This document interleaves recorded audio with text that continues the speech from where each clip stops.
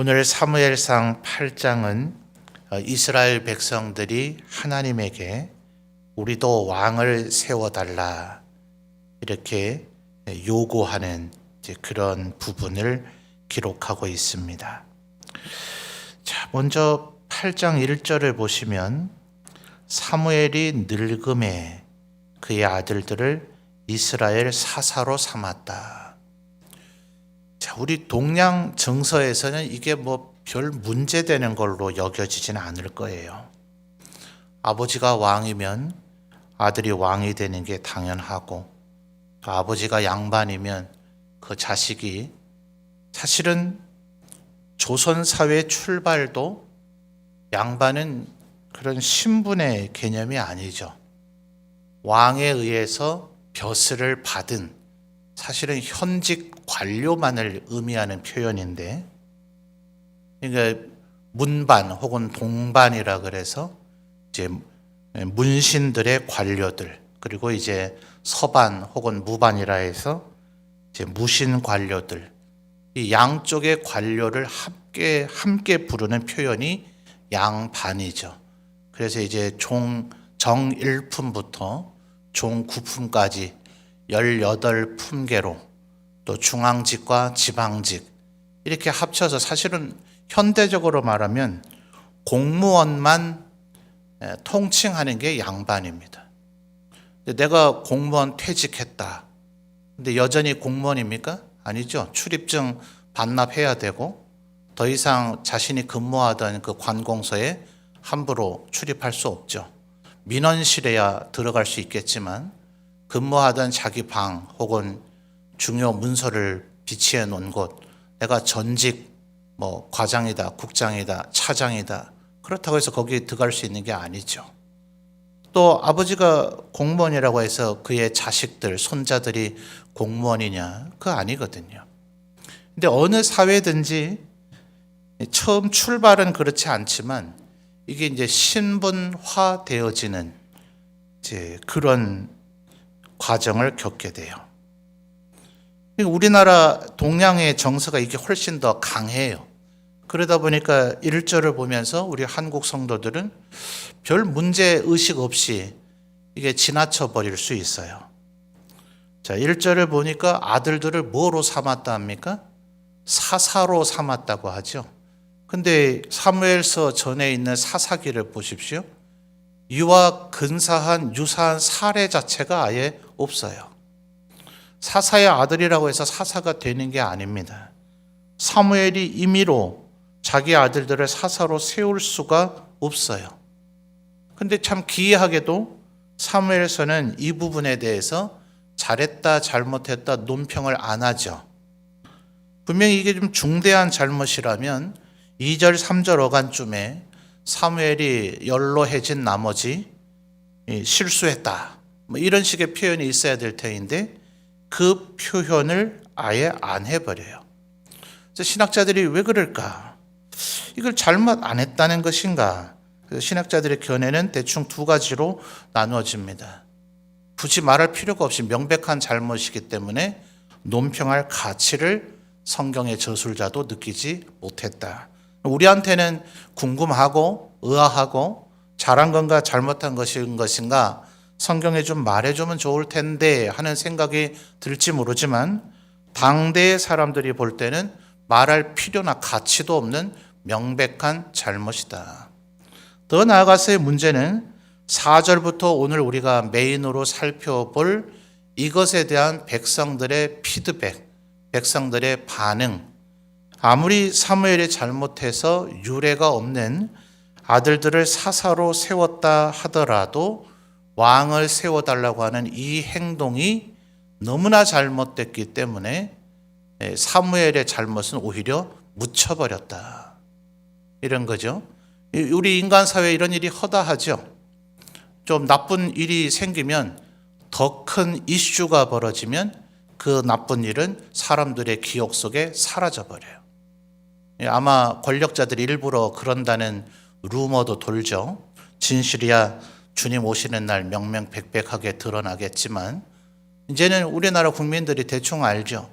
좀 있으면 연예인 마약한다는 기사 나겠네. 누가 연예인이 대형 사고 쳐서 붙잡혀 가는 일 벌어지겠네. 그러면 여지없이 그런 일들이 벌어져요. 현대에서도 사용되는 기법이죠. 그러니까 4절부터 나타난 이 행동 자체가 너무나 악한 것이기 때문에 사무엘의 잘못은 오히려 묻혀버렸다. 이렇게 말하는 신학자도 있어요. 하나님께서 7절에 이 사태를 뭐라고 판단하십니까? 7절 하반절을 보면 이 백성들이 나를 버려서 자기들의 왕이 되지 못하게 한 것이다. 하나님께서 지금 굉장히 진노하셨죠. 사무엘 너를 거절한 것이 아니고 너의 아들들을 거절한 것이 아니라 나를 거절하고 있는 것이다. 왜냐하면 5절 말씀을 보시면 이 백성들의 요구 속에서 나오는 표현이죠. 자, 5절 보실까요? 그에게 이르되 보소서 당신은 늙고 당신의 아들들은 당신의 행위를 따르지 아니하니. 자, 그다음 뭐라고 얘기합니까? 모든 나라와 같이.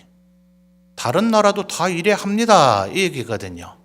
그러니까 모든 나라와 같이 우리도 되고 싶습니다. 이게 나쁜 말일까요? 좋은 말일까요? 지극히 나쁜 말이죠. 왜요? 이스라엘은 하나님의 백성이니까요. 그러니까 우리 예수 믿는 우리 하나님의 백성들이 주의해야 되는 것이 온 세상에 다 이래 합니다. 그럼 제가 꼭 해드리고 싶은 말이 있어요. 그 온 세상은 다 지옥 갑니다. 온 세상 다 이런다고 해서 그거 따라하면 큰일 나는 거예요. 20절에서도 똑같이 표현하죠. 우리도 다른 나라들 같이 되어. 그래요. 온 세상은 다 왕이 있습니다. 그러니까 모든 나라들처럼 되겠다, 다른 나라들처럼 되겠다 하는 것은 언뜻 보기에는 너무나 이런 걸 상식이라 그러죠. 상식적인 얘기인 것 같고 당연한 요구를 하는 것 같지만 하나님 앞에서는 멸망당할 이야기다. 그들에게는 하나님이 없잖아요. 하나님 없는 나라처럼 굴겠다 하면 안 되죠. 왜 그런가? 하나님께서 이스라엘 백성들을 구원해 내실 때 그들에게 걸고 계시는 기대가 있었죠. 자, 출애굽기 19장으로 한번 가보죠.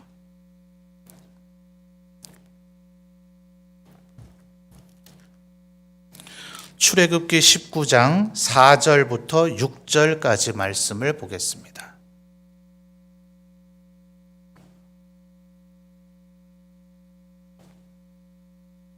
출애굽기 19장 4절에서 6절입니다. 자, 여러분이 한번 읽어 주십시오. 출애굽기 19장 4절에서 6절까지 시작.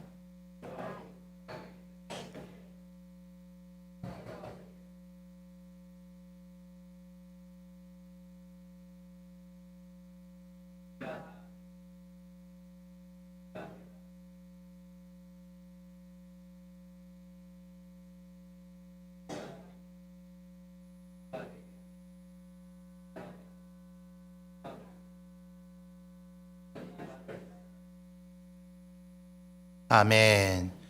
자, 출애굽기 19장은 애굽에서 애굽을 탈출해서 지금 홍해를 건너 광야로 진입해서 시내산 밑자락에 왔을 때의 상황입니다. 이제 애굽에서 출발하면 이제 말 그대로 애굽을 탈출했으니까 그래서 출애굽, 영어 성경들은 엑서더스 탈출 아닙니까? 이제 노예 상태에서 탈출했어요. 근데 아직 안타깝게도 이스라엘 백성에게는 이 종근성, 거지 근성이라는 게 남아있죠. 그래서 이제 시내산에서 한 1년 동안 체류하면서 이제 신분 전환을 하게 됩니다. 거기서 이제 더 이상은 노예 근성 가지고 살지 마라 하면서 하나님의 백성, 그래서 거룩한 백성이라고 6절에 표현이 됐죠. 그래서 거룩할 성자를 써서 성민, 어쩌면 우리 천장로님 댁의 아드님 우리 성민 형제 그런 한자 맞습니까, 권사님? 그죠? 아마 거룩할 성자의 백성민자 아닌가 싶어요. 그래서 요즘은 하은이라는 이름들이 많은데 전 세대에는 우리 성민 이런 이름 굉장히 조금 우리 교회 안에 많이 있었죠. 또 선택된 백성 해서 선택할 선자 써서 선민 뭐 이렇게 부르기도 하죠. 그러니까 지금 하나님께서 그것을 이 출애굽 시대의 시내산 밑자락에서 1년 동안 그 일을 하세요.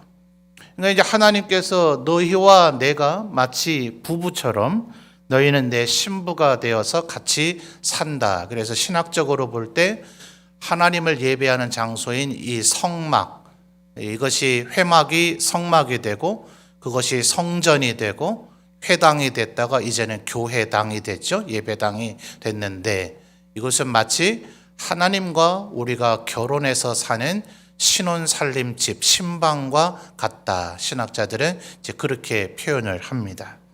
그리고 이제 하나님의 백성으로 살아야 되니까 이제 하나님의 백성이 지켜야 할 계명과 율법, 그것이 십계명을 대표하고 그다음에 십계명 외에 주어지는 율법이죠. 이게 다 시내산에서 한 1년 정도를 체류하면서 이곳에서 그 모든 것들이 주어져요.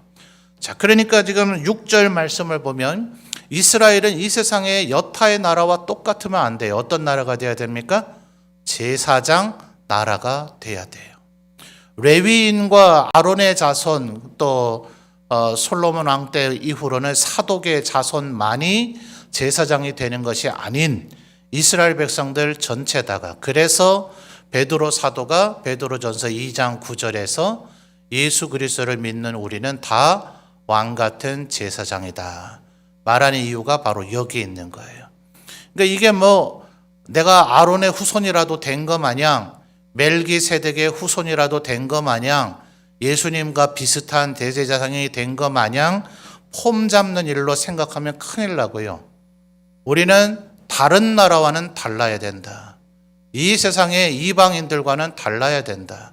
하나님을 모르는 사람과는 달라야 된다. 어떤 면에서요? 모든 면의 사고방식이 달라야 된다는 거예요. 그래서 바울 사도가 먹든지 마시든지 가장 기본적인 생존을 위한 우리 인간의 움직임 아닙니까? 무슨 대단한 업적을 남기는 것도 아니고 대단한 목적의식이 있는 게 아니라 죽지 않고 살아남으려면 먹고 마시는 일은 반복적으로 계속해서 해야 돼요. 당연히 인간이 내가 뭐 아주 거창하고 위대하고 고상한 일을 하겠다 하기 전에, 아니 아무리 위대한 일을 하더라도 먹고 마시는 걸 안 해보라지요? 죽어버릴걸요? 아무리 고상하고 위대한 일을 계획하고 내가 이제 실천에 옮기는 것만 남았다 하더라도 먹고 마시는 일을 안 해버리면 며칠 못 가서 죽어버립니다.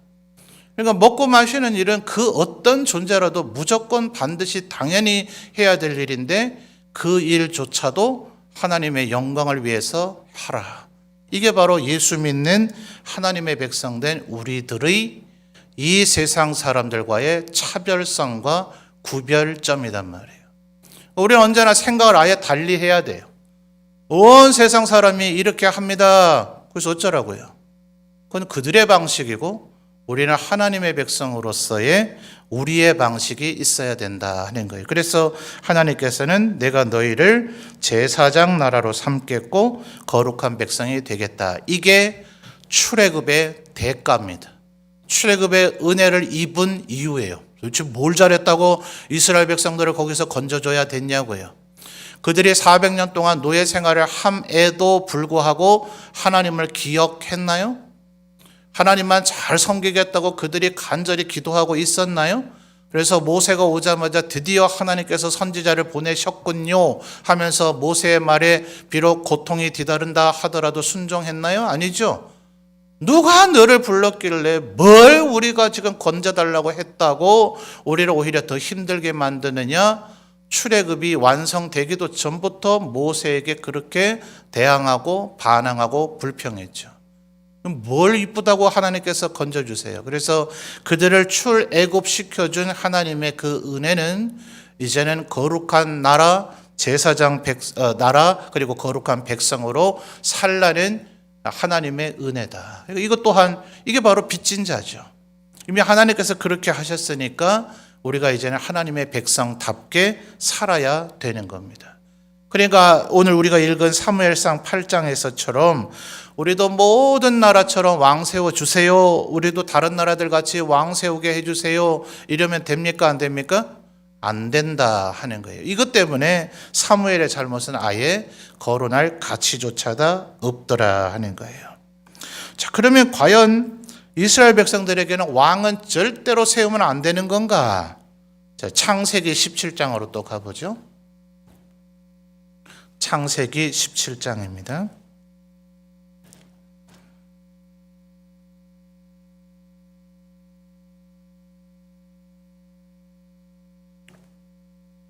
아브라함이 참고 참다가 결국은 왜 나한테 아들 안 주시나 이래가지고 하갈에게서 이스마엘을 낳죠. 86세예요. 그래서 하나님께서 진노하셔서 13년 동안 아브라함에게 나타나지 않으셨다가 17장은 99세 됐을 때 하나님께서 나타나십니다. 그래서 1절을 보면 하나님 스스로를 다시 소개하시는데 나는 전능한 하나님이라. 히브리 말로 엘 샤다이 이렇게 말해요. 그러니까 전능한 하나님, 나에게 불가능한 것이 없다. 근데 너 왜 나를 의심하냐? 나를 믿는다면 내 앞에서 너의 행동이 완전한 행동이 되어야 될 것이다. 17장 1절을 잘 보시면 이게 믿음의 결과입니다. 믿음으로 구원 받는 건 분명히 맞는데 믿음 있는 사람은 말과 행동이 달라야 된다라는 거예요. 나는 믿음이 있지만 말은 여전히 이렇게 하고 살아야 되겠다. 나는 믿음이 있지만 행동은 여전히 포기 못하겠다.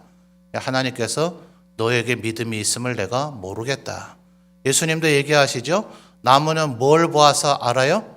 그 열매를 보아서 알 것이다. 그 열매 열리는 대로 그 나무인 거예요.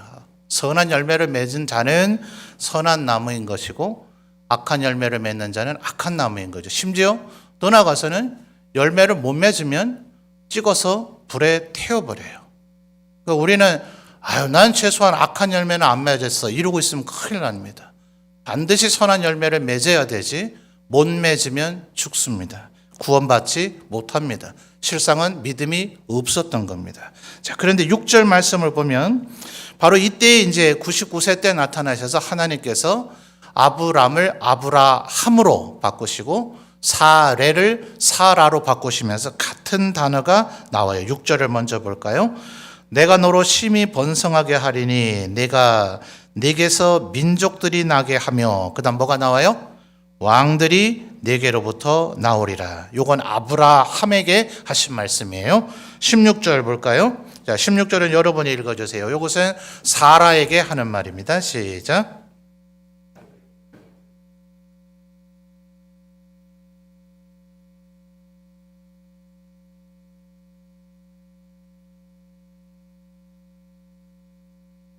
아멘. 하반절에 나오죠? 민족의 어떤 뭐예요? 여러 왕이, 심지어 한 왕 정도가 아니라 여러 왕이 그에게서 나리라. 이미 하나님께서는 아브라함과 사라에게 너의 두 사람의 후손, 말하자면 이삭에로부터 이어지는 그 후손에게서 왕들이 나올 것이다. 내가 왕을 세울 것이다. 하나님 이미 이때로부터 예언하셨어요. 그러니까 알아서 하나님이 세워주는데 이 못 기다리는 인간의 조급성이 문제예요. 단순히 인내하지 못함을 지금 책망하시는 것인가? 그 차원의 문제가 아니죠. 신명기 17장으로 또 가볼게요. 창세기야 먼 옛날 400년 전에 그들의 조상인 아브라함과 사레에게 하신 말씀이니 그게 지금 사무엘 상황과 뭐 그리 상관이 있겠습니까마는 신명기 17장은 이제 요단강 동쪽에서 모압 평야에서 이제 요단강을 건너기 직전에 하시는 말씀이죠. 너희들이 이제 가나안 땅에 들어가게 되면 이런 일이 일어나게 될 것이다 라면서 하시는 말씀인데요. 신명기 17장 14절부터 20절까지의 말씀을 보도록 하겠습니다. 신명기 17장 14절에서 20절 조금 절수가 기니까 저와 여러분이 교독해서 살펴보고 마지막 절 함께 읽도록 하죠. 14절부터를 제가 읽을게요. 네가 네 하나님 여호와께서 네게 주시는 땅에 이르러 그 땅을 차지하고 거주할 때에 만일 우리도 우리 주위의 모든 민족들 같이 우리 위에 왕을 세워야겠다는 생각이 나거든.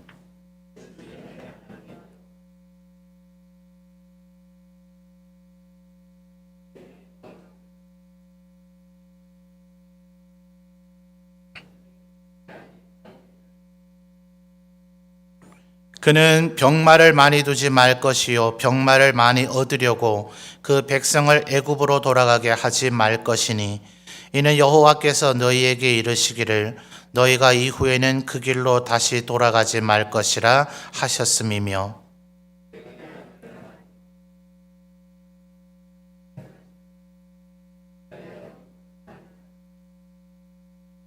그가 왕위에 오르거든 이 율법서의 등사본을 레위 사람 제사장 앞에서 책에 기록하여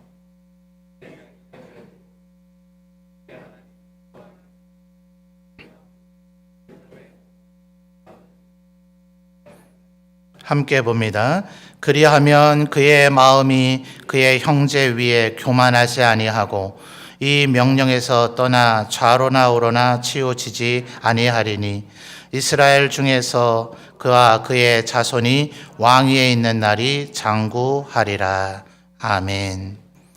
자, 하나님께서는 아브라함과 사라를 통해서 이미 너희들의 후손에게서 내가 왕을 세울 것이다 라고 예언을 하셨었다가 이제 신명기에 와서는 모세를 통해서 그 왕의 역할, 그 왕의 가치와 의미, 또 그가 해야 할 일들을 지금 명령해 주고 계시는데요. 15절을 보면 왕의 기준은 뭡니까? 하나님이 택하셔야 돼요. 인간들이 뽑아주세요 하고 인간들이 세우는 존재는 이미 위왕이라 그러죠. 가짜 위왕.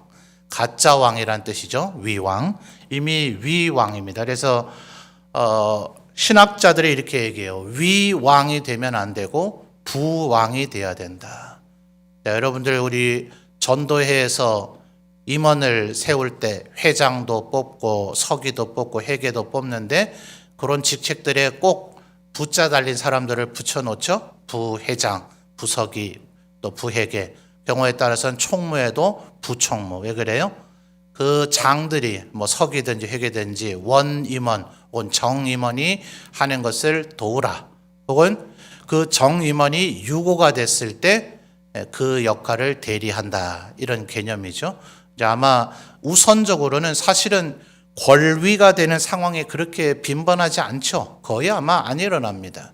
그래서 부자 달린 임원이라 하는 것은 정임원을 보좌하고 그에게서 배우는 것이 역할이죠. 그래서 하나님께서 세우시는 왕은 부왕이 되어야 된다. 거짓된 왕, 위왕이 되면 안 되고 하나님이 진정한 왕이시고 아까 사무엘상 8장에서 하나님이 진노하신 이유가 뭐라고요? 사무엘 너를 버린 게 아니고 네 아들들이 잘못해서 그런 게 아니고 이 백성이 지금 나를 거역하고 나를 버리고자 하는 것이다. 그래서 지금 신명기에서 하나님께서 얘기하시는 것은 하나님의 명령에 반드시 복종할 왕, 그런 왕이 세워져야 된다. 어디는요? 하나님의 나라는요. 이스라엘은 그러해야 되고 교회는 그래야 된다는 거예요. 세상의 기업가들은 사장님들은 지멋대로 해도 될런지 모르지만 대통령은 지멋대로 해도 될런지 모르지만 동창회 회장님은 지멋대로 해도 될런지 모르지만 하나님의 교회 목사나 또 장로님들이나 하나님의 교회 지도자들은 철저히 하나님의 말씀에 순종하느냐. 이것이 제1의 조건이 아니라 조건의 전부이다. 오직 그것만이 그들을 세우고 패하느냐의 기준 조건이다. 이렇게 얘기하는 거예요. 신분이 아니에요. 그러니까 사울이 더 이상 왕이 아니죠. 하나님께서 아말렉 족속을 죽이라 했는데 안 죽였을 때, 사무엘이 드려야 될 제사를 자기가 드렸을 때, 그래도 회개하지 않을 때 이미 사울은 이제는 위왕인 거예요. 나중에 블레셋에게 전사함으로 그가 왕위에서 해지된 것이 아니라 이미 사무엘상 그 전반부 이후부터는 사울은 가짜 왕이고 비록 다윗이 왕권을 제대로 행사하고 있지는 아직 못할지라도 다윗이 진정한 왕인 거예요. 왕이 있다고 해서 왕이 아닌 거예요.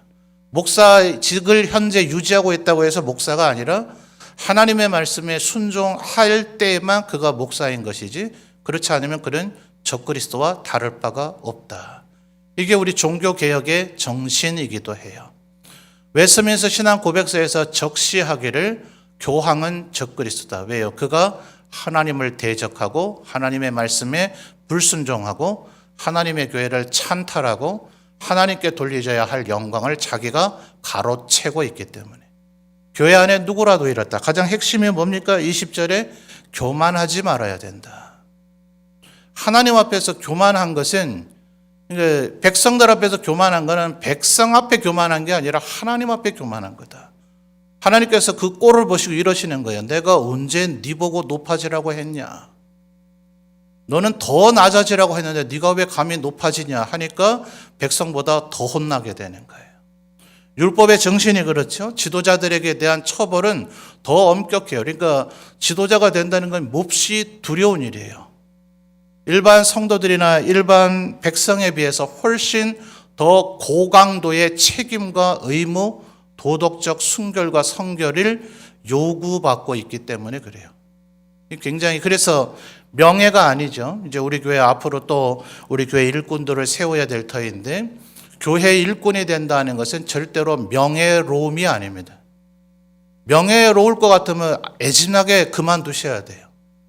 고린도전서 가끔 우리 교육자들도 보면 이걸 전혀 이해 못하고 있는 교육자만 되면 막 성도들이 떠받다 주는 줄 아는 그런 교육자가 있어서 제가 강하게 책망을 하곤 하는데 고린도전서 4장을 제가 보라고 해요. 고린도전서 4장을 보니까 바울 사도가 이렇게 얘기하죠. 우리는 마치 만물의 찌꺼기가 된 것과 같았다. 세상의 미말 저 끄트머리에 우리를 세워놓은 것과 같았다. 하나님께서 우리를 온 세상 사람들에게 아예 구경거리를 만드신 것과 같았다. 그러나 온 세상이 나를 우겨싼다 할지라도 나는 우겨싸이지 아니한다.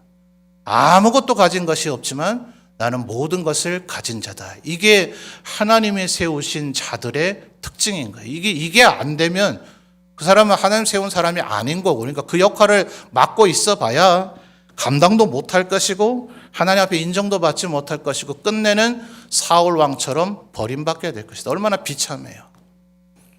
자기 스스로 결국은 자살한 것과 다를 바가 없죠. 블레셋 사람에게 내가 죽느니 내가 죽겠다.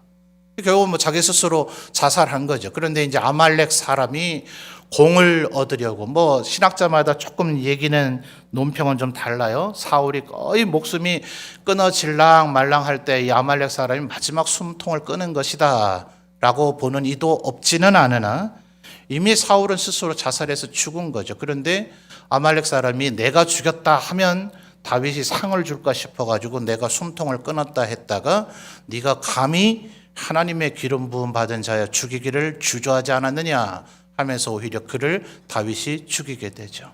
그러나 어쨌든 사울 왕의 그 마지막에 얼마나 비참해요. 하나님 앞에 교만하면 하나님 앞에 자기를 뭐 때문에 세우셨는지를 잊어버리면 버림받는다 하는 것에 대한 가장 대표적 모델이 사울 왕인 겁니다. 뭐 해야 돼요? 18절에 늘 등사본을 읽어야 돼요. 이거는 지도자된 자들의 의무예요. 성도들은 성경 안 읽더라도 성도들은 성경 읽을 시간이 없더라도 지도자 성경 읽고 하나님의 뜻을 분별하고 찾아서 그 말씀을 순종할 생각이 없으면 지도자 그만둬야 돼요. 이걸 못하니까 하나님의 뜻을 역행하는 일을 사울 왕이 해버리잖아요. 그러니까 이스라엘 민족 전체가 완전히 혼돈과 암흑 속에 빠져버리죠. 지금 사무엘의 두 아들도 마찬가지죠. 전혀 하나님께서 세운 자가 아닌데 사무엘이 임의로 세워버리니까 하나님을 버리는 사태가 벌어지잖아요. 이 시대가 좀 그렇지 않은가 아주 곧 개탄스러워요. 교회 지도자라는 사람들이 똑바로 안 서니까 세상이 이제 교회를 버리잖아요. 하나님을 버리는 사람들이 점점 늘어나고 있잖아요. 누구 때문이에요? 하나님의 뜻대로 하고 있지 않은 교회 안에 그 누군가 때문이에요. 교회 안에 있는 사람들이 하나님의 백성이라 불려지는 사람들이 하나님 말씀대로만 했다면 아나니아와 삽비라의 사건을 보세요. 교회 안에 사람이 죽어나갔어요. 그런데 구원받는 자가 더 늘어났어요. 물론 두려워해서 교회 근처에 안 오려는 사람도 있었어요. 뭐예요? 애초부터 구원받을 가능성이 없었던 사람들. 애초부터 하나님이 선택하지 않았던 사람들은 그러지 않아도 교회 안으로 안 옵니다. 그러니까 교회에 사람이 많이 몰려드는 것을 꼭 좋은 징조라고만 볼 수는 없어요. 왜냐하면 로마 황제가 예수 믿는다 하니까 이제 로마 전체가 예수 믿는 것처럼 돼버려요. 근데 어쨌어요? 결국은 타락해버렸어요. 오히려 교회 가면은 죽는다, 교회 가면 핍박받는다, 이럴 때가 이제 진짜 백이들만 남아있는 거예요. 물론 또 100% 그런 것만도 아니지만요. 그래서 하나님이 지금 세우고자 하는 왕이 누구냐?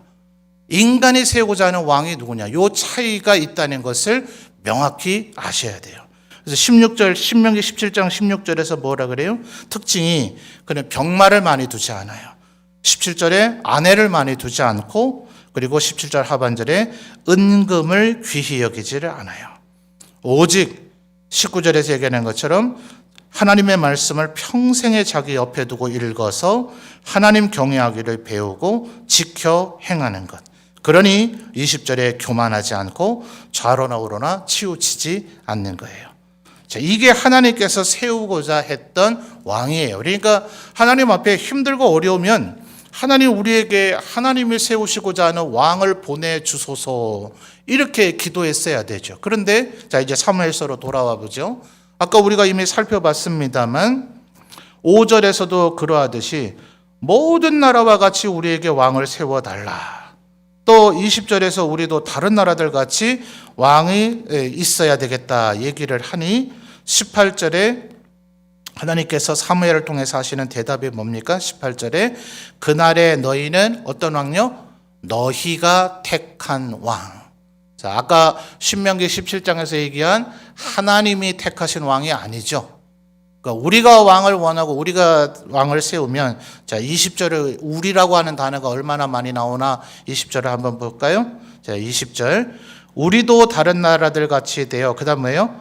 우리의 왕이 우리를 다스리며 우리 앞에 나가서 우리의 싸움을 싸워야 할 것이다. 결국 누구 위한 왕이에요? 우리 위한 왕이에요. 자, 하나님의 백성 되고 구원받고 영생을 얻게 된 우리는 이제 누구 위해서 살아야 됩니까? 하나님과 그리스도를 위해서 살아야 되죠.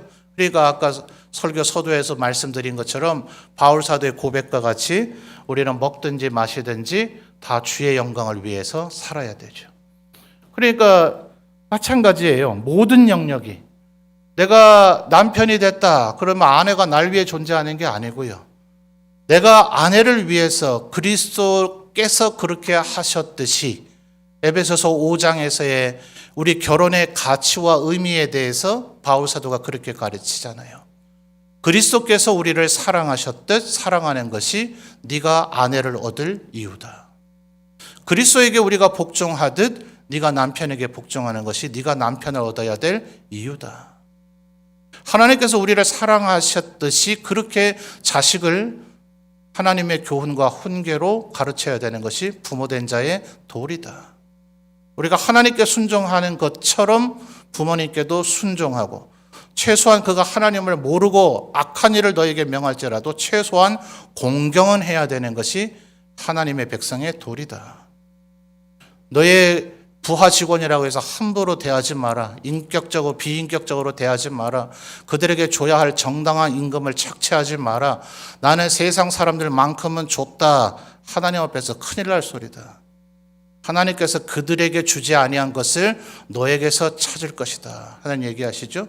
그저 사람들 수준만 맞춰주려고 하지 마라. 돈 받은 만큼만 일하고 돈 받은 만큼만도 일 안 하고 농땡이 피우고 눈가림하고 사장 눈만 피하면 되겠지 이러지 마라. 너희의 진정한 사장님은 하늘에서 다 보고 계신다. 하나님 앞에서 일하듯이 일하라. 이게 바울 사도의 얘기 아니에요? 그러니까 이건 특정한 어떤 왕의 얘기가 아닙니다. 우리 모두에게 주어지는 얘기예요. 혹시 우리는 하나님을 우리의 주권자로 세우고자 하는 것을 치워버려. 하나님 저리 가세요. 제발 좀 가까이 오지 마세요. 저 멀리 계시다가 내가 기도로 부를 때만 잠깐 나타나고 나세요. 그 외의 일은 내가 마음대로 할 테니까 내 일에 간섭하지 마세요 라고 하고 있지는 않은지, 그게 지금 왕을 세우고자 하는 이 백성들의 태도와 욕심과 다를 바가 없다는 거예요. 자, 왜 왕을 세워달라 해요? 내가 될지 모르거든요. 어차피 18절에 얘기하는 것처럼 너희가 택할 왕이니까. 너희가 이제 사무엘의 입장에서 너희가 택할 왕이라고 얘기하는 거지만 왕을 요구하는 백성들 입장에서 뭐예요? 우리가 택할 거니까. 왜 우리가 택해야 돼요? 그래야 내가 혹시 될지 모르니까. 뭐 때문에 왕을 세우고자 해요? 내가 교만해지고 싶었어. 내가 다른 사람 내 마음대로 한번 해보고 싶었어. 이런 모든 자들은 하나님 앞에 버림받게 될 것이다. 지금 하나님께서 그 얘기를 하시는 거예요. 너희가 나를 버렸으니 그럼 하나님 어떻게 하세요? 그럼 나도 너희를 버리리라. 이 사무엘서 계속 이 단어가 나오고 있다는 걸 기억하셔야 돼요. 나를 존중히 여기는 자를 내가 존중히 여긴다. 너희가 나를 버리면 나도 너희를 버린다. 하나님께서 계속해서 이 말씀을 하고 계셔요. 이것이 원래 하나님의 백성들의 의무였다는 것을 기억하셔야 됩니다. 신앙에 대해서 잘못 이해하고 있는 사람들은 내가 예수님으로 말미암아 구원받았으니까 이거 이제 깡그리채 무시해도 되는 줄 알아요. 하나님의 의도와 우리를 향한 바램과 하나님의 명령의 의지는 바뀐 적이 없어요. 내가 너희 하나님이 되어 줄 테니 너희는 내 백성이 되라는 거예요. 근데 우리가 하나님 백성 역할을 못했어요. 계속해서 못하니까 계약이 깨져서 이제 하나님 백성 아닌 자가 됐어요. 아무도 도와줄 자가 없어져 버렸어요. 하나님의 백성이 아니니까 하나님조차도 우리를 도와줘야 할 아무런 이유가 없었어요. 얼마나 불쌍해요. 그러니 하나님께서 계약 다시 맺자. 네가 계약 깨뜨렸지만 나는 계약을 다시 맺을 의향이 있다 하면서 또 새 계약을 맺어요. 그런데도 우리 인류의 조상들과 우리는 계속해서 그 계약을 깨뜨려 버립니다. 그러니까 하나님 우리를 도와주시고 보호해 주셔야 될 아무 이유가 없어요. 그래서 하나님이 답답하셔서 표현이 좀 그렇습니다만 여러분의 이해를 돕기 위해서 하나님께서 답답하셔서 하나님이 예수께서 인간이 되셔서 우리 대신 이 계약을 완성시켜 버려요. 그럼 이제 이 계약은 완전히 무효됐는 거 아니에요. 예수님이 우리 대신 그렇게 해주셨으니까 예수님 안에서 이제는 성령님 안에서 이것을 해야 된다는 거예요. 제발 육신의 마음은 원이로 돼 육신은 약하도다 이러면 안 되고요. 그거는 비겁한 사도들의 변명이었지 주님이 인정하신 얘기가 아니고요. 성령 안에서 우리는 그렇게 살 수가 있다라고 바울 사도는 끊임없이 우리에게 얘기하고 있잖아요. 그러니 왜 해야 돼요? 먹든지 마시든지 다 하나님의 영광을 위해서 해야 한다. 우리의 진정한 왕은 하나님이시다. 혹시 우리들이 이 세상에서 사회에서나 교회에서나 내 지위와 신분과 위치가 혹시나 높아졌다 하더라도 전도회 회장이라도 주일학교의 부장이라도 이 교회 담임 목사라도 철저하게 기억해야 되는 것은 진정한 왕은 하나님이시다. 네가 교만히 행하는 순간 너를 버리시리라. 한나의 기도 기억하십니까? 하나님은 세우기도 하시고 낮추기도 하신다. 하나님은 부하게도 하시고 거지가 되게도 하신다. 하나님의 마음에 들어야 하나님의 마음에 맞는 자가 돼야 우리의 내일이 보장이 되고 생존이 되어지고 하나님의 은혜로 살 수 있는 것이지 하나님께 버림을 받으면 우리에게 남을 것은 아무것도 없다. 그러니 하나님만이 진정한 왕이시다. 하나님의 말씀을 듣는 자로 살아가리라. 이 다짐을 꼭 마음속에 기억하시며 살아가시는 우리 모든 성도들이 되시기를 바랍니다.